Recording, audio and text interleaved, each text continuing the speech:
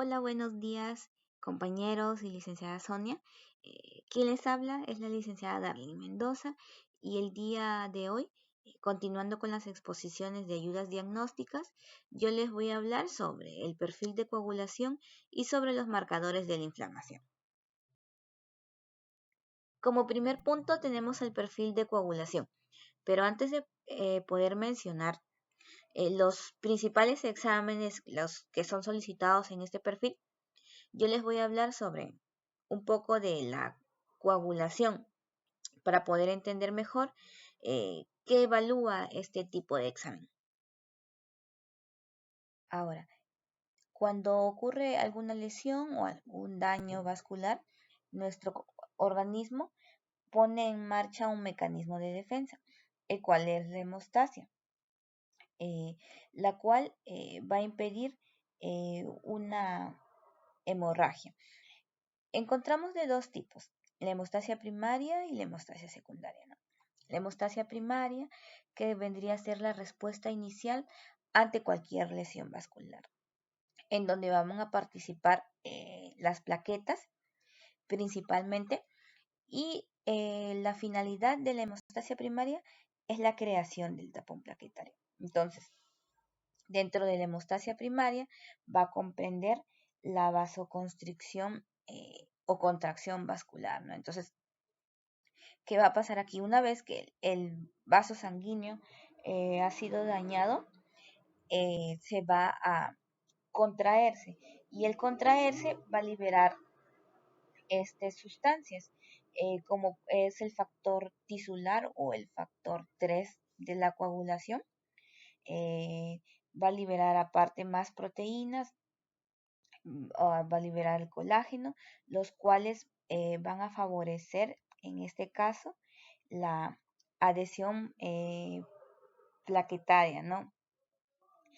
Es decir, que las plaquetas se van a adherir a la superficie del endotelio vascular lesionada, ¿no?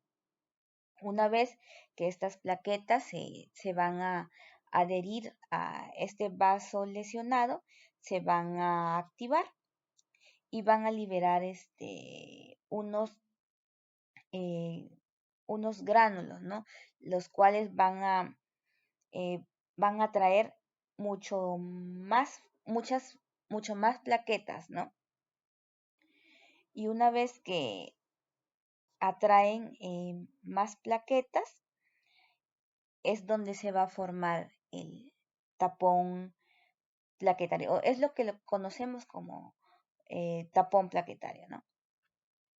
Con respecto a la hemostasia secundaria, o también llamada la coagulación propiamente dicha, la finalidad de la hemostasia secundaria es la formación de un coágulo estable de fibrina. La hemostasia secundaria comprende la cascada de coagulación, y como nosotros sabemos, la cascada de coagulación se va a dar por dos vías, la vía extrínseca y la vía intrínseca, ¿no? Entonces, ambas vías van a llevar a un solo objetivo, que es la creación de la protrombina.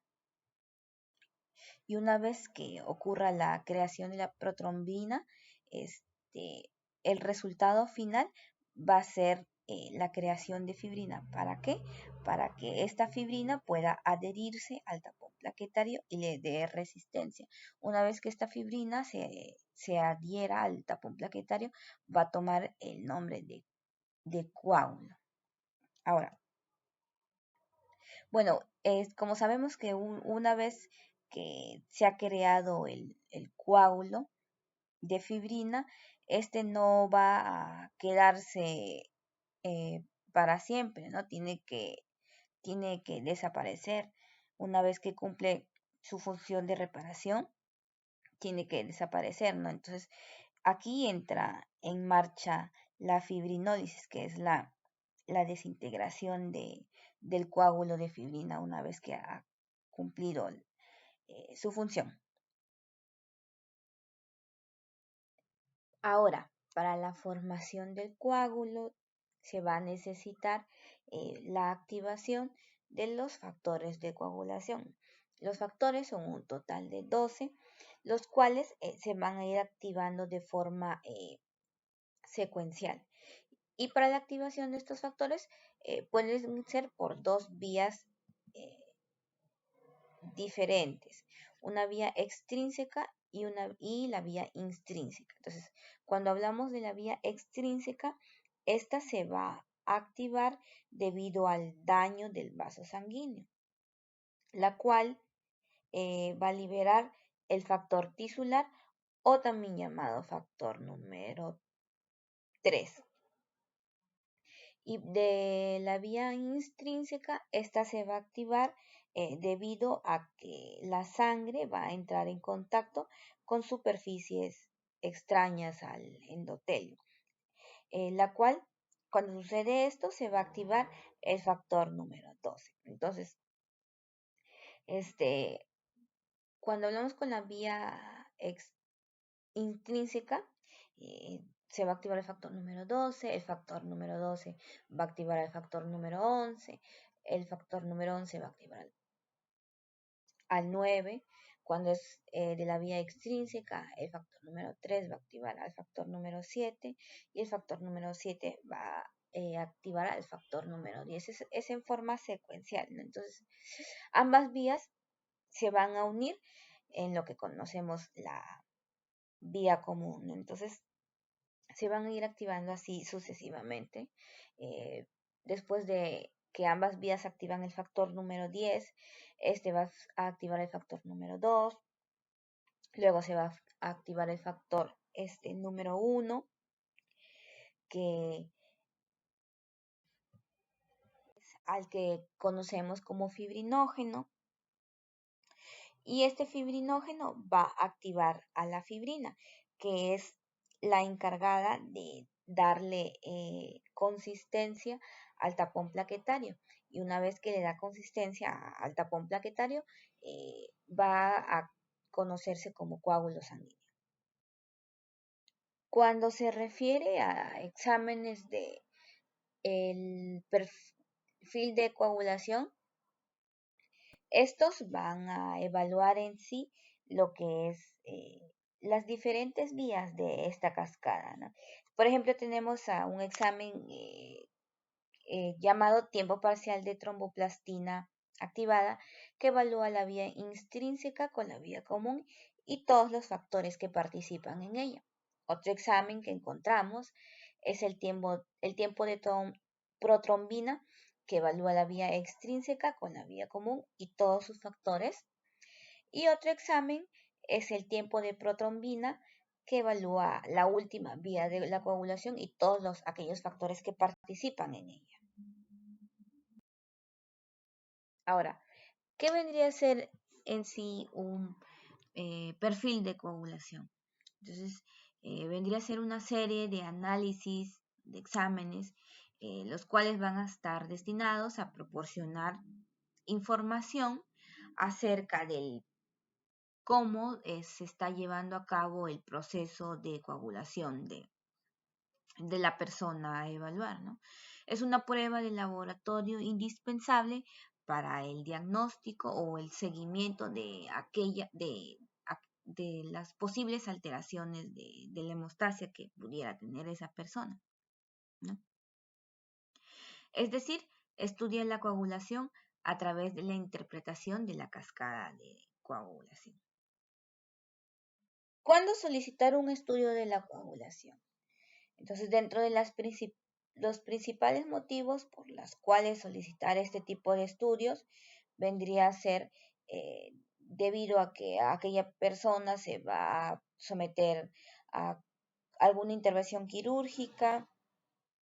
Otro punto sería debido a que se está investigando un sangrado que se ha ocurrido de forma espontánea. eh, Aquellas personas que tienen antecedentes familiares de alguna coagulopatía.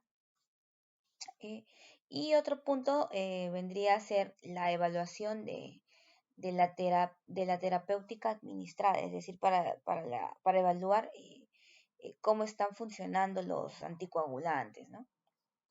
Claro que estos estudios de la coagulación siempre van a ir acompañados de una buena anamnesis, ¿no? Entonces, aquí se debe evaluar muy bien los antecedentes familiares y la clínica hemorrágica, el comienzo, la duración, los episodios previos, la localización, las circunstancias acompañantes, etcétera. Dentro de los exámenes que se solicitan en el perfil de coagulación, todos estos deben de abarcar el estudio tanto de la hemostasia primaria como el de la hemostasia secundaria.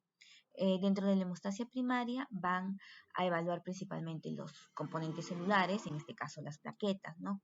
Por ejemplo, el reencuentro de plaquetas, el tipo de sangría. Y dentro de la hemostasia secundaria se va a evaluar todo el proceso de la coagulación. Encontramos los exámenes como el tiempo de protrombina, el tiempo de tromboplastina activada y el tiempo de trombina. Dentro del perfil de coagulación tenemos el examen del tiempo de sangría, que vendría a ser un examen básico para el estudio de la hemostasia de un paciente, el cual va a medir, en este caso, la capacidad que tienen las plaquetas para funcionar normalmente, ¿no? Es decir, va a evaluar la hemostasia primaria, que quiere decir la formación del tapón plaquetario. Y encontramos dos métodos o técnicas, el método de Duque y el método de Avey, que en la cual ambos consisten en hacer una pequeña incisión en sitios específicos del cuerpo y observar el tiempo que tarda en detenerse la hemorragia, ¿no? En el método de Duque, la incisión se va a realizar en el lóbulo de la oreja y el valor normal es de 1 a 3 minutos y se considera prolongado cuando está por encima de 3 minutos. Con respecto al método de Ivy, este se va a realizar con el uso de un tensiómetro, el cual se va a insuflar a 40 milímetros de mercurio, ¿no? Entonces se va a hacer, una vez que se insufla, se va a realizar la incisión en el antebrazo y se va a observar el tiempo que demora en desaparecer o en detenerse la hemorragia. Se considera normal hasta 5 minutos y se considera prolongado cuando está por encima de 5 minutos. ¿Cuándo se encuentra alterado este examen, ¿no? Este examen se encuentra alterado mayormente en las trombocitopatías, ¿no? Que son aquellas afecciones de las plaquetas, en la cual va a incluir las alteraciones en la adhesión, la agregación y la activación plaquetaria, ¿no? Entonces pueden ser congénitas o adquiridas. También se puede encontrar alterado en aquellos trastornos de la médula ósea, como las leucemias, los síndromes mielodisplásicos, la trombocitomia esencial y también en la enfermedad de von Willebrand también puede estar prolongado, ¿no? Otro examen que tenemos es el tiempo de coagulación o método de Lee-White, el cual consiste en extraer entre 3 y 5 mililitros de sangre y colocarlos en frascos o en tubos de ensayos. Entonces aquí se evalúa cuánto tarda la sangre en coagularse al ambiente, ¿no? El valor de referencia, lo normal es de 5 a 10 minutos y se considera prolongado cuando está por encima de 10 minutos. Suele estar alterado en las severas deficiencias de los factores de la coagulación. Ahora, el tiempo de coagulación y el tiempo de sangría son exámenes que en la actualidad están en casi de desuso porque están siendo sustituidos por otros exámenes de laboratorio un poco más precisos. Otro examen es el tiempo parcial de tromboplastina activado, ¿no? Eh, que es una prueba que consiste en evaluar la vía intrínseca y la vía común de la cascada de coagulación, ¿no? O se ve o evalúa el factor 12, factor 11, factor 9, factor 8, factor 10 y factor 5, ¿no? El valor de referencia se encuentra dentro de los 25 y 35 segundos. ¿Cuándo se encuentra alterado este examen? Se encuentra alterado cuando existe un déficit congénito y adquirido de los factores de la coagulación que participan en la vía intrínseca y en la vía común, y en aquellas personas que reciben terapia de anticoagulación con vitamina K, con heparina de bajo peso molecular o heparina no fraccionada, y con aquellas personas que consumen medicamentos como el Rivaroxaban, Endoxaban y Apixaban, que son aquellos fármacos que inhiben el factor 10 de la coagulación. Otro examen es el tiempo de trombina, el cual va a evaluar la última vía de la coagulación, ¿no? Es decir, la vía común. Es decir, que se va a encargar de medir el tiempo, el cual el fibrinógeno ya está presente en el plasma, se va a transformar en fibrina. El valor normal es entre 14 y 21 segundos y lo encontramos prolongado cuando encontramos niveles bajos de fibrinógeno, es decir, menores de 100 miligramos por decilitro, o en presencia de disfibrinogénemias, cuando las personas reciben tratamiento con heparina no fraccionada, y cuando encontramos niveles elevados de los productos de la degradación de la fibrina o el fibrinógeno, como es el dímero D, y cuando tenemos presencia de paraproteínas, las cuales no van a permitir que en este caso el fibrinógeno se transforme en fibrina. Otro examen es el tiempo de protrombina, el cual va a evaluar dos vías de la coagulación, la vía extrínseca y la vía común, ¿no? Entonces va a evaluar todos los factores que pertenecen en esas vías, el factor 3, el factor 7, factor 10, factor 5, el factor 2 y el factor 1. Su valor normal es dentro de 10 a 14 segundos y lo encontramos prolongado cuando hay deficiencia congénita o adquirida de cualquier factor de la coagulación de la vía extrínseca y la vía común, cuando existe enfermedad hepática, cuando hay deficiencia de vitamina K, en el tratamiento con anticoagulantes y en la policitemia. Cuando hablamos del tiempo de protrombina, también debemos de hablar sobre el INR, que es una abreviatura en la cual significa Índice Internacional Normalizado, que va a representar una manera de estandarizar los resultados del tiempo de protrombina, sin importar el método de análisis o los diferentes reactivos que los laboratorios pudieran utilizar para llegar al resultado, ¿verdad? Entonces, esto permite una manera más fácil de entender los resultados, aun cuando provienen de diferentes laboratorios y los diferentes métodos de análisis. El INR es muy utilizado en aquellas personas en las cuales reciben terapias con anticoagulantes.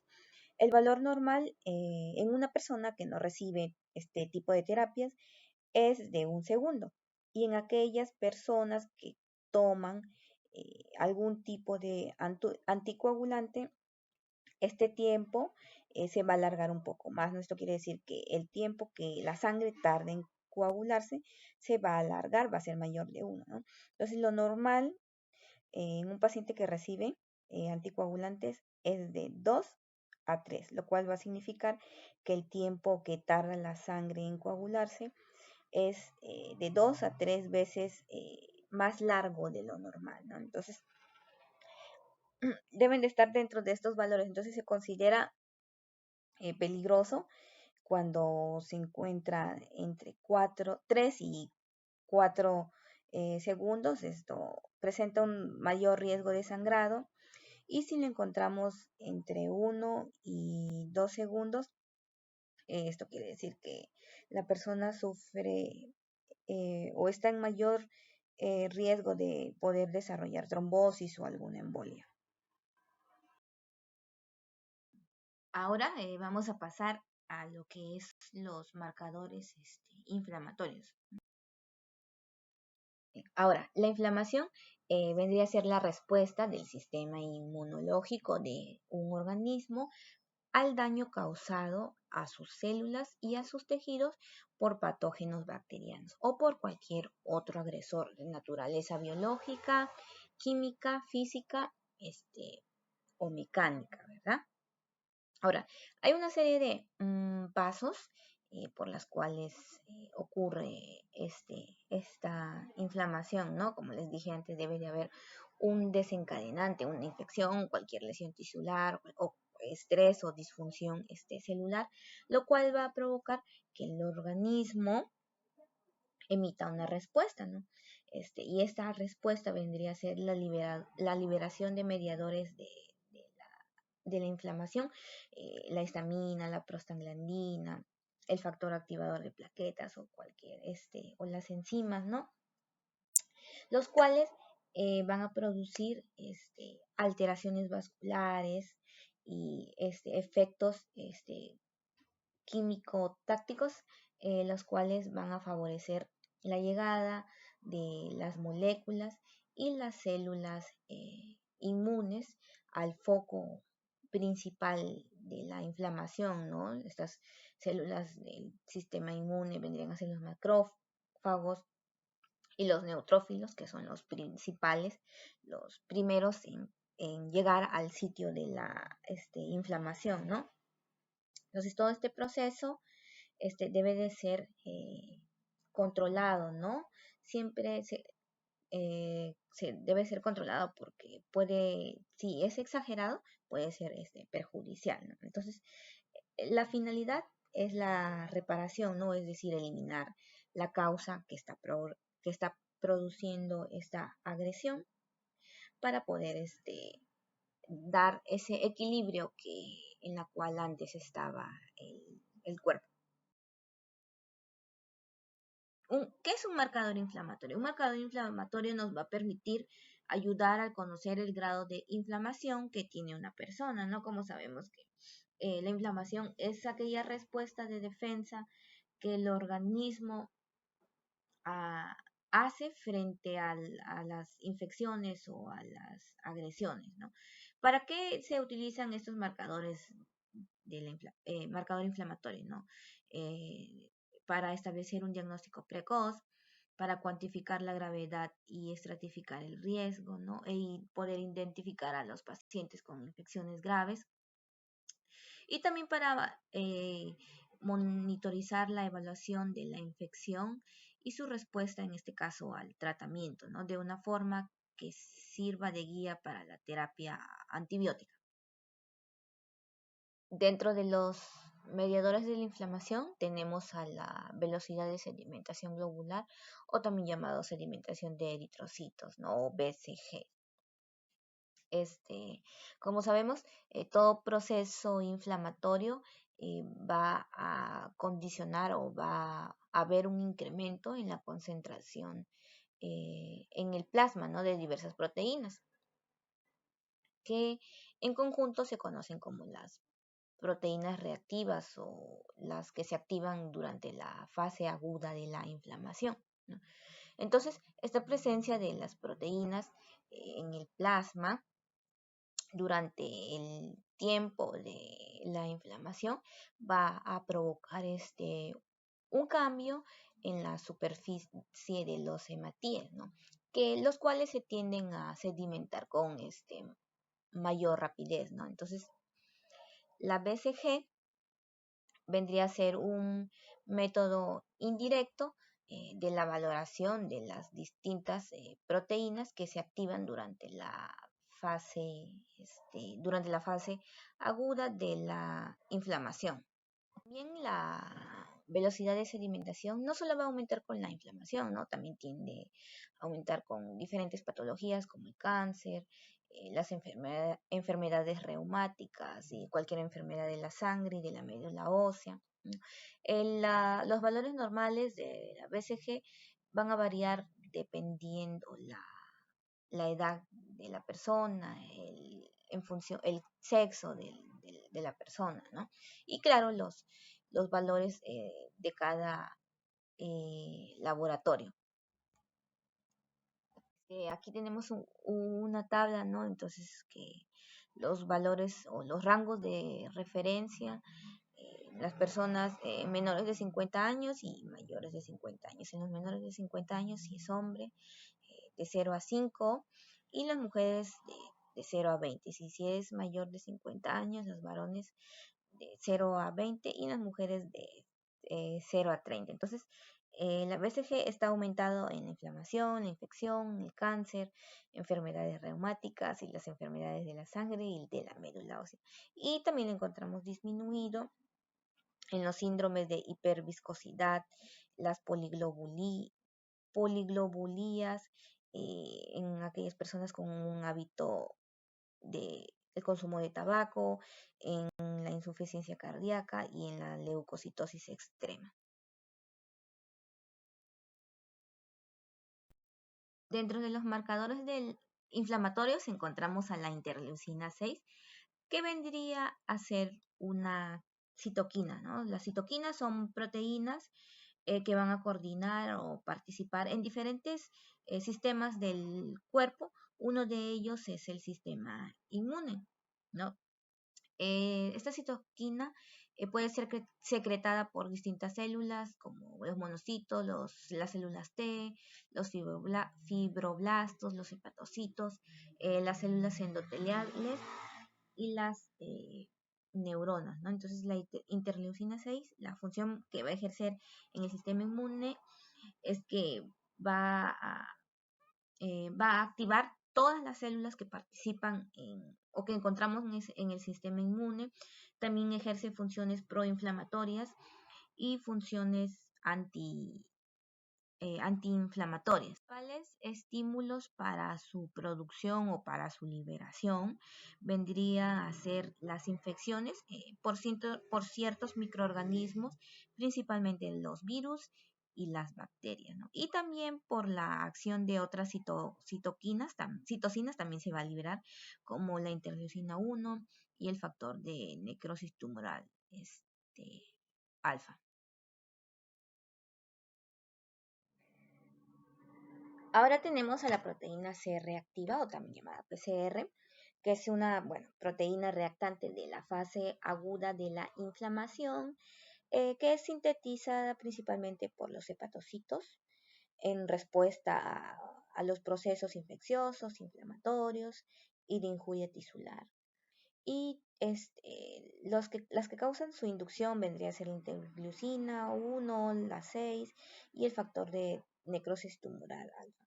Se encuentra en pequeñas cantidades en el plasma sanguíneo, 1 miligramos por litro o 0.1 miligramos por decilitro, ¿no?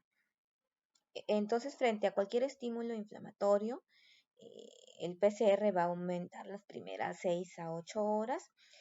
Su pico máximo va a ser dentro de las 48 horas, para luego descender rápidamente. Tiene una vida media que oscila entre 4 a 9 horas. Dentro de los marcadores de la inflamación tenemos a la procalcitonina, que es una proteína la cual es precursora de la hormona calcitonina y se va a sintetizar en las células C de la glándula tiroides. Entonces, en el cuerpo, en el plasma, la encontramos en cantidades mínimas de 0.1 nanogramos por mililitros. Entonces, esta procalcitonina se activa cuando existe eh, infecciones bacterianas, parasitarias y por hongos, ¿no? Con manifestaciones sistémicas.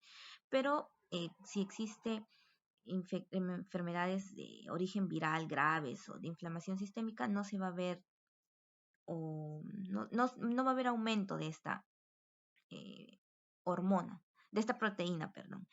En el caso de infecciones graves, tanto bacterianas, parasitarias y por hongos, suele incrementarse por arriba de 100 nanogramos por mililitro, ¿no? Y tiene una vida media de 25 a 30 horas. Bueno, eso sería todo. Gracias.